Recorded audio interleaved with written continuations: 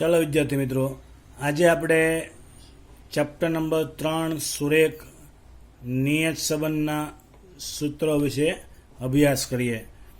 તો અત્યારે તમને જે સમજાવું છું એ રીતે તમારે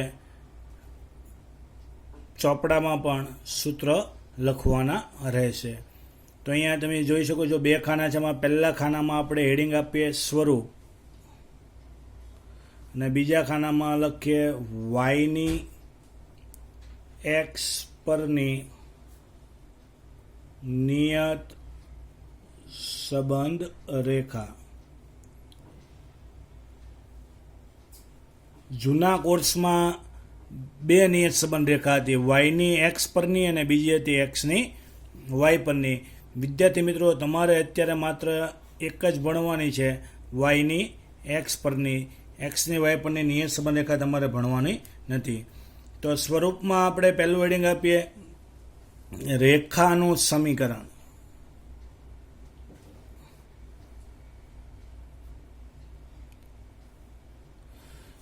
તો દરેક દાખલાની શરૂઆત વિદ્યાર્થી મિત્રો રેખાના સમીકરણથી થશે. તો રેખાનું સમીકરણ જોઈએ આપણે. ભાઈ વાયની એક્સ પરની નિયત સંબંધ રેખાનું સમીકરણ છે. અહીંયા વાય છે એટલે તમારી શરૂઆત થશે વાય કેપ. વાય કેપ બરાબર સૂત્ર આવશે એ પ્લસ બી. ખાલી બી લખો તોય ચાલે, અથવા એની પાછળ કઈ રેખા મેળવો છો કે વાયની એક્સ પરની, તો B Y x into x. ઘણા આવું લખશે વાય કે બરાબર એ પ્લસ બી ઇન્ટુ એક્સ. વાય એક્સ પાછળ નહીં લખે તોય ચાલે, પણ આપણે આખું જ લખવાનું છે B Y x into x. તો દરેક દાખલામાં તમારે નિયત સંબંધ રેખાના 2 ગુણનો હોય, 3 ગુણનો કે 5 ગુણનો હોય, તમારે શરૂઆત દાખલાની થઈ છે નિયત સંબંધ રેખા વાય કે બરાબર એ plus B Y x into x. એમાં સૌપ્રથમ તમારે કોની કિંમત મેળવવાની હોય? B Y એક્સની. ત્યારબાદ કોની મેળવવાની હોય? એ. તો અહીંયા એનું સૂત્ર જોઈ લઈએ આપણે પહેલાં. તો જ્યાં એ કઈ રીતે મળે? તો કે એ બરાબર આગળ વાય છે એટલે સૂત્રમાં આવશે વાય બાર, પાછળ એક્સ છે એટલે પાછળ આવશે એક્સ બાર, ઉપર પ્લસ હતું અહીંયા આવે minus B Y x into. તો આ રીતે તમારે સૂત્ર યાદ રાખવાનું છે. તો એ મળી જાય. હવે તમારે કોના સૂત્ર બાકી છે? તો કે બી વાય એક્સના.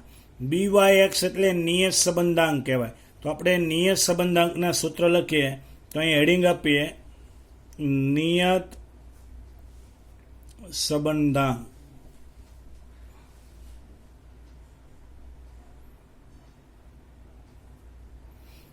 જેમ ચેપ્ટર નંબર 2માં સહસંબંધાંકને આર કહેતા હતા, એમ અહીંયા નિયત સંબંધાંકને બી કહેવાય, અથવા બી વાય શું કહેવાય? એક્સ કહેવાય. તો જોઈએ, એમાં સૌપ્રથમ આપણે જોતા હતા એ જ રીતે, જો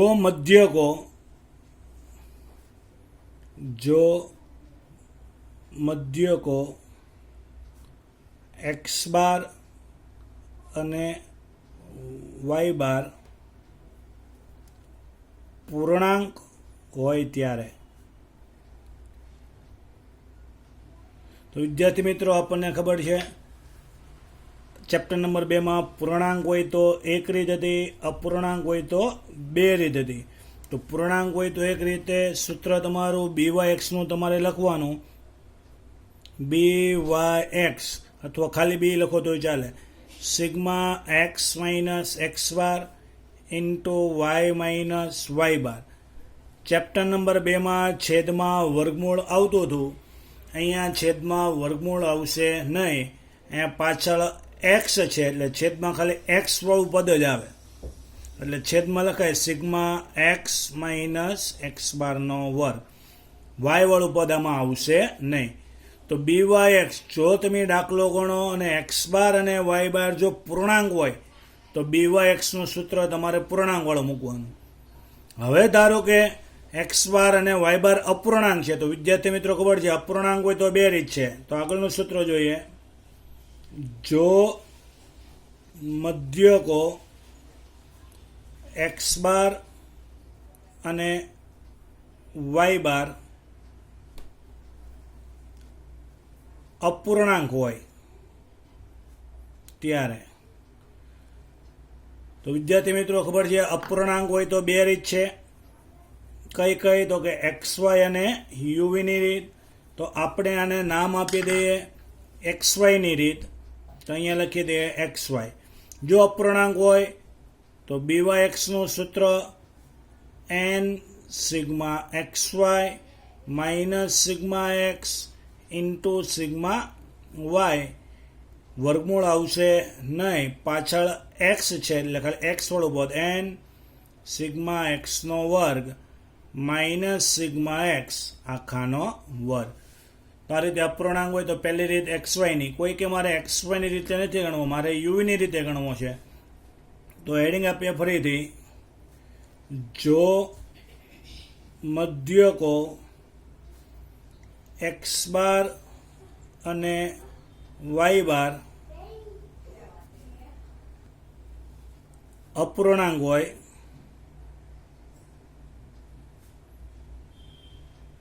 ત્યારે આને કહેવાય ટૂંકી રીત અથવા ધારેલા મધ્યકની રીત.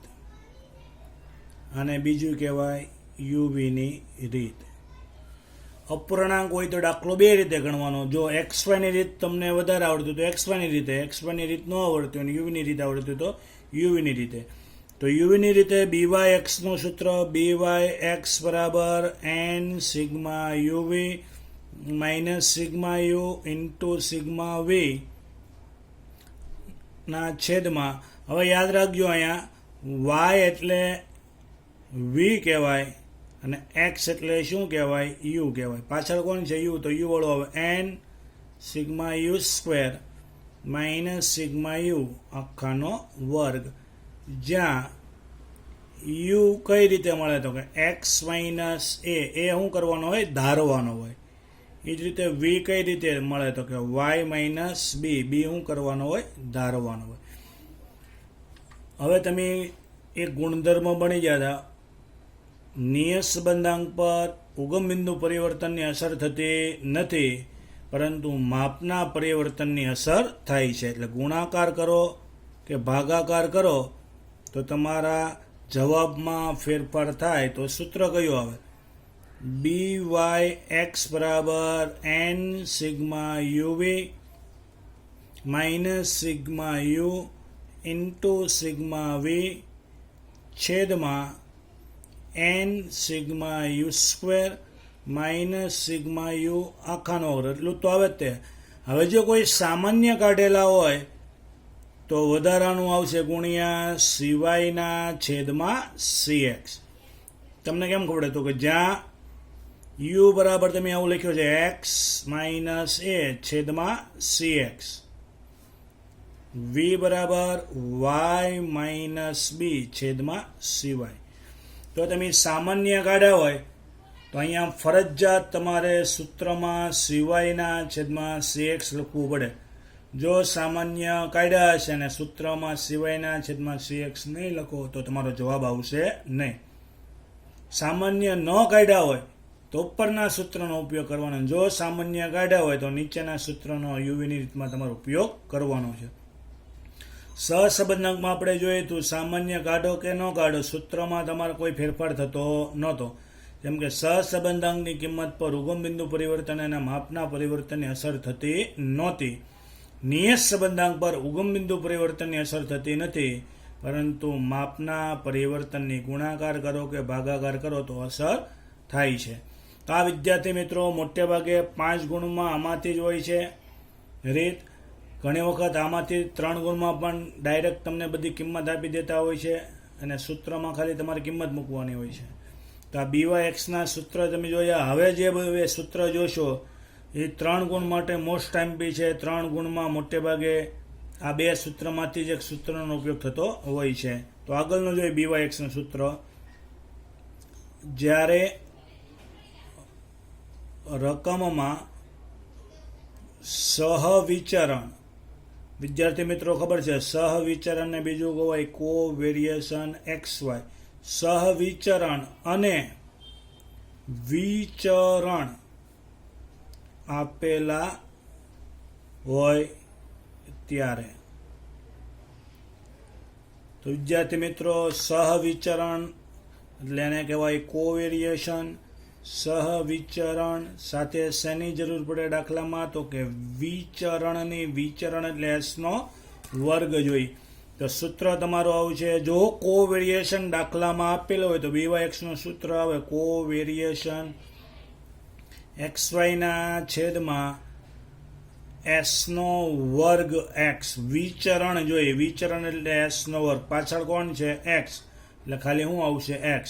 હવે જો દાખલામાં કોવેરિએશન નો આપ્યું હોય તો એની બદલે બીજું આપ્યું તો આ સૂત્ર છે સિગ્મા x માઇનસ x બાર ઇન્ટુ y માઇનસ y બાર ના છેદમાં n. આટલું લખો એટલે કોવેરિએશન મળે. હવે ઇન્ટુ s નો વર્ગ x લખો એટલે આ તમારું સૂત્ર થઈ ગયું.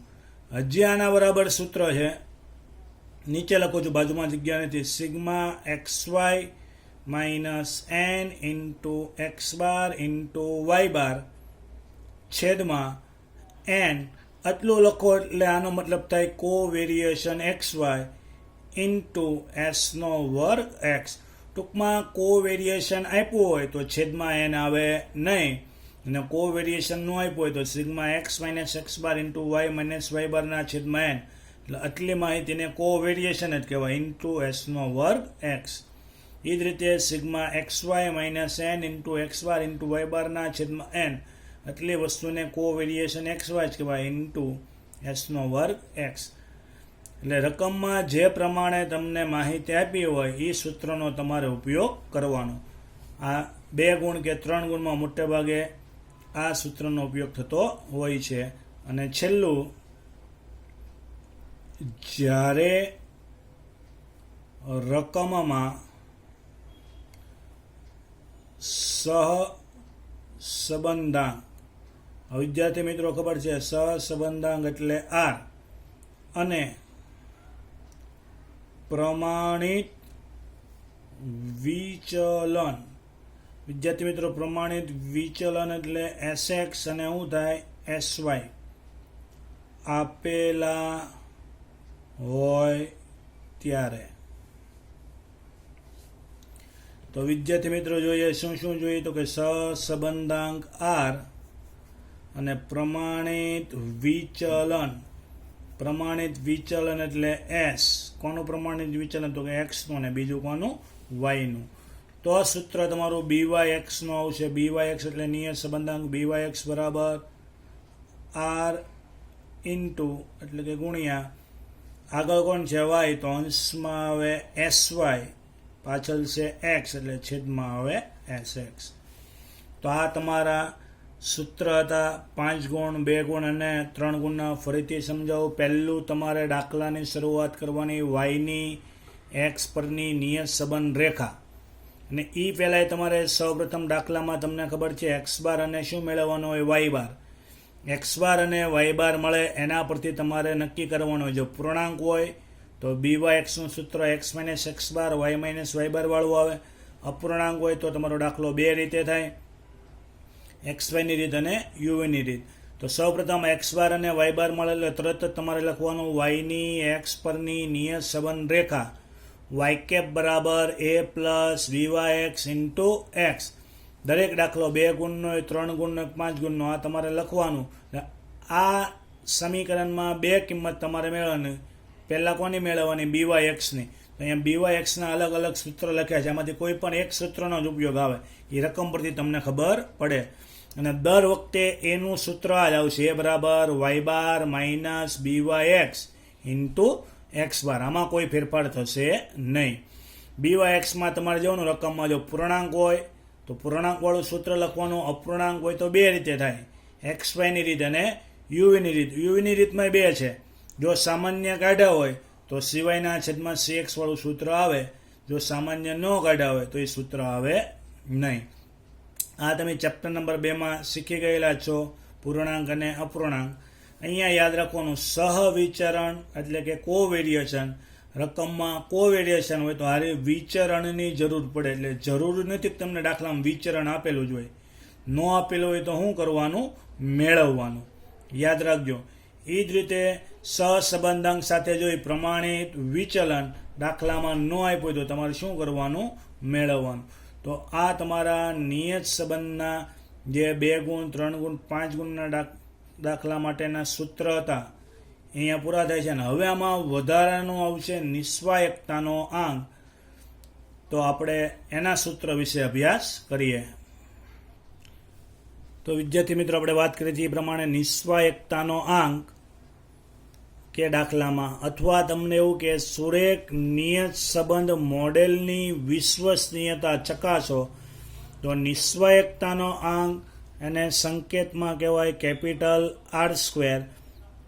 જો તમે BYXનું સૂત્ર પૂર્ણાંકવાળું મૂક્યું હોય તો નિસ્વાયકતાનો આંકનું સૂત્ર આ પૂર્ણાંકવાળું જ આવે. તમે સહસંબંધાંકમાં ભણી ગયા છો સિગ્મા x માઇનસ x બાર ઇન્ટુ y માઇનસ y બાર ના છેદમાં પ્રથમ વર્ગમૂળમાં સિગ્મા x માઇનસ x બારનો વર્ગ ગુણ્યા બીજા વર્ગમૂળમાં સિગ્મા y માઇનસ y બારનો વર્ગ. આટલું આવે અને જે સૂત્ર લખો એ આખા કાઉન્સમાં શું કરી દેવાનો? તમારે વર્ગ કરી દેવાનો. એટલે તમને મળશે નિસ્વાયકતાનો આંક. હવે જો તમે દાખલામાં BYXની ગણતરી અપૂર્ણાંકવાળી રીત, અપૂર્ણાંકમાં 2 રીત હતી, XY અને UV.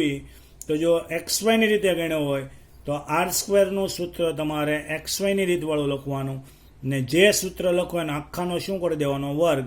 તો આપણું સૂત્ર છે વિદ્યાર્થી મિત્રો, ખબર છે તમને, n sigma XY minus sigma X into sigma Y ના છેદમાં પ્રથમ વર્ગમૂળમાં n સિગ્મા xનો વર્ગ માઇનસ સિગ્મા x આખાનો વર્ગ ઇન્ટુ બીજા વર્ગમૂળમાં n સિગ્મા yનો વર્ગ માઇનસ સિગ્મા y આખાનો વર્ગ, કાઉન્સ પૂરો, અને આખા કાઉન્સનો શું કરી દેવાનો? તમારે વર્ગ. જો તમે BYXની ગણતરી UVની રીતે કરી હોય તો અહીંયા તમારે UVનું સૂત્ર જ ઉપયોગ કરવાનો. UVના સૂત્ર તમને આવડે છે, n sigma UV minus sigma U into sigma V ના છેદમાં પ્રથમ વર્ગમૂળમાં n sigma U² minus sigma U આખાનો વર્ગ ઇન્ટુ બીજા વર્ગમૂળમાં n સિગ્મા Vનો વર્ગ માઇનસ સિગ્મા V આખાનો વર્ગ, કાઉન્સ પૂરો કરીને આખાનો શું કરી દેવાનો? વર્ગ. અને જો તમે BYX કોવેરિએશન XY ના છેદમાં SX ગુણ્યા SY દ્વારા મેળવેલું હોય તો એનો તમારે R² કે તો આ સૂત્ર જે છે એનો શું કરી દેવાનો? વર્ગ કરી દેવાનો. ટૂંકમાં BYX તમે જે સૂત્ર દ્વારા ગણતરી કરી હોય એ સૂત્ર તમારે સહસંબંધાંકમાં એક વધારાનું ખાનું બનાવીને એ સૂત્રનો ઉપયોગ કરીને એનો શું કરી દેવાનો? વર્ગ. કોઈ કે મારે આ સૂત્ર નથી મૂક્યું, મારે R મેળવીને જે જવાબ આવે એનો વર્ગ કરી દેવો છે તો પણ ચાલે. તો અહીંયા તમારા નિયત સંબંધાંકના સંપૂર્ણ ચેપ્ટર નંબર 3ના સૂત્ર પૂર્ણ થાય છે. અસ્તુ.